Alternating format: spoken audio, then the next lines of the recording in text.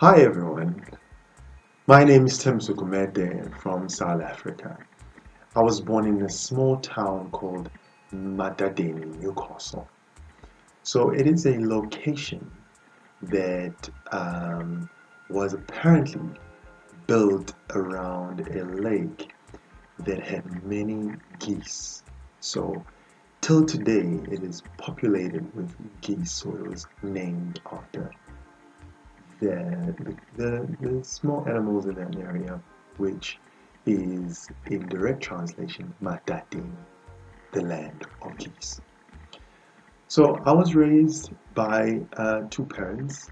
My mother, who was a princess, and father, who was an orphan. And being a firstborn, I managed to find ways to express myself and entertain myself. So I'd be sitting and I'd be listening to my music, sitting right in front of the porch and staring at this lovely landscape, which was an industrial landscape where mine workers would work. And there was this pipe that would release smoke every day. And because I loved Michael Jackson, I assumed that Michael Jackson was right on top of that pipe because there's a music video where he is dancing right on top of the Statue of Liberty. So my creativity actually grew into what I wanted to pursue, and I went to the University of Johannesburg and I studied multimedia, which was a combination of arts and film, and that's where I found passion of storytelling. And I guess that took me right into lecturing, and I lectured students between the ages of 17 to 40. But also, I did some training of young scholars between the ages of 12 and 15. I have a lot of motivational, I've got a big motivational flair, so a lot of my activities would revolve around motivational stuff, such as creating a nice little example of how um, gossip can affect you and how gossip changes from one person to another. So I take a line of young individuals and I make the first one say something, and throughout the whole transaction or the whole explanation between the different people and different scholars, the last person would get the wrong message from what the first person was trying to portray or convey.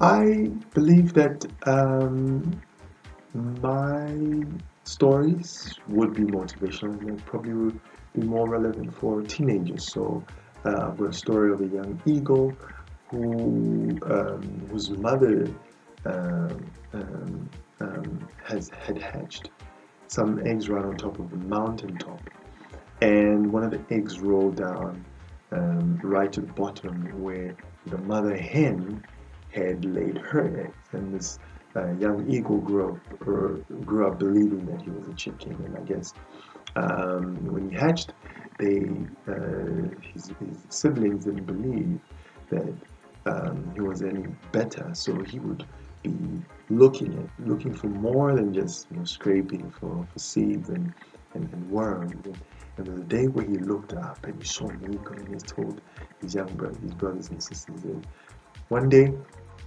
I'm gonna fly like that. They laugh at him. Ha ha! Who the hell do you think you are? You're just a little bird. You're just a little chicken. You and us are the same thing. And he was so disappointed. And at some point, he started believing it. But one encounter that he had with an eagle, the eagle landed and he spoke to him.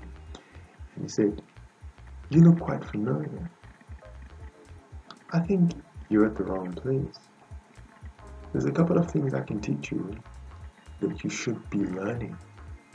And he offered to do that training, to train him and allow him to see the world and help him spread his wings. But because of what he had been listening to, it started echoing and it started replaying. And the brothers and sisters were no longer there, but he declined He turned that offer down and told the ego to go away. And that is the day that he turned back in the most deepest despair, because he walked away from an opportunity to be himself. And so we learn from that there are different environments. We come from different environments. We come as different individuals with different strengths, and we come as sometimes we are we stand out, and sometimes we're invisible, and that's often the point of bullying one another. And if we believe what we are hearing from the environment that does not accept us, we will stop being who we're meant to become. And with that message from me, Sthe, I certainly hope to see you again soon. Bye-bye.